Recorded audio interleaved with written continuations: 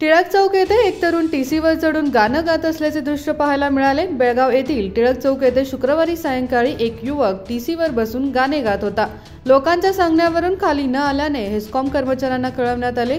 तत्काळ घटनास्थळी दाखल झालेल्या कर्मचाऱ्यांनी वीज खंडित करून तरुणाला खाली उतरवण्यासाठी शर्थीचे प्रयत्न केले।